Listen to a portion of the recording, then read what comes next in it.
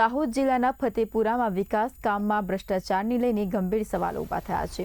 રૂપિયા 7.50 લાખની ખર્ચે બનાવાયેલો આરસીસી રોડ માત્ર 15 દિવસમાં જ ખખડધજ થઈ ગયો હોવાના આક્ષેપો થયા છે। રોડ પર ખાડા પડી જતા અને કોન્ક્રીટ ઉખડી જતા સ્થાનિકોમાં ભારે રોષ જોવા મળી રહ્યો છે। ગ્રામજનોને પંચાયતમાં સભ્યોએ કામમાં ગુણવત્તા વિહોણી સામગ્રી વાપરવાનો આરોપ લગાવ્યો છે। સરકારી નાણાંનો દુરુપયોગ પણ સ્થાનિકોએ ગંભીર ફરિયાદ કરી છે। ટીડીઓ, આરએનબી અને ડીડીઓ દ્વારા તાત્કાલિક તપાસ કરવાની માંગ ઉઠી છે। ધારાધોરણ મુજબ જવાબદારો સામે કાર્યવાહી કરીને રોડ ફરીથી બનાવવાની માંગ કરવામાં આવી છે।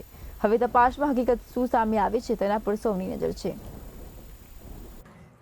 અગાઉ 18-19 તારીખના રોજ આ રસ્તો બન્યો હતો। મેં અગાઉ પણ રસ્તો બનતા પહેલાં પણ રજૂઆત કરી હતી કે આ રસ્તાનું કાચું મટીરિયલ આ લોકો વાપરે છે।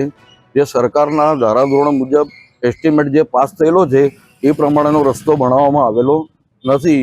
ખાલી કોન્ક્રીટ, કપચી, રેતી, સિમેન્ટ, કાચો માલ વાપરીને રસ્તો ખાલી બનાવી દેવામાં આવેલ છે। અમારા વોર્ડના નાગરિકોની એવી રજૂઆત છે કે જે ગ્રામ પંચાયતના જે વહીવટી છે એ લોકો આ રસ્તો સ્વૈચ્છિક ધોરણે જે સરકારના નિયમોને આધીન હોય એ એસ્ટિમેટ પૂરેપૂરો ચોખ્ખો વાપરીને આ રસ્તો બનાવવો જોઈએ।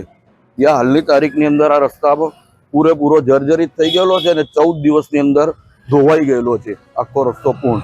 તો નવેસરથી બનાવવા અમારા લોકોની રજૂઆત। ટાઈમ લાંબા ટાઈમ પછી બી આ રોડ બન્યો છતાં બી રોડની પરિસ્થિતિ એવી છે કે 15 દિવસ બી નથી થયા ને રોડ આખો પૂરો થઈ ગયો છે। હજુ વરસાદ તો પૂરો પડ્યો નથી ને વરસાદ પૂરો વ્યવસ્થિત પડશે તો શું થશે એ વિચાર કરવાની વસ્તુ છે કે આ પંચાયત દ્વારા બનાવવામાં આવેલો છે રોડ કેવો છે, જાતે આવીને તપાસ કરો ખબર પડે કઈ રીતનું છે એમ કે કોઈને કોઈ પડેલી નથી એવું તો વધુ વધારે પડશે બધું ધોવાઈને નવડું થઈ જશે।